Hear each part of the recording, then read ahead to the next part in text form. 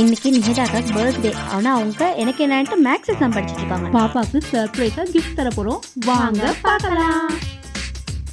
Happy birthday. Thank you. Dairy மில்க்னா எனக்கு ரொம்ப பிடிக்கும். அதனால தான் உனக்கு வாங்கி கொடுத்தேன். இது என்ன பேப்பர்? பாரு. see your printer. see TV table. பார்க்கலாம் வாங்க. TV table. என்ன இங்க ஒன்னையும் காணோம்? ஓ இந்த பாக்ஸ்குள்ள இருக்கா?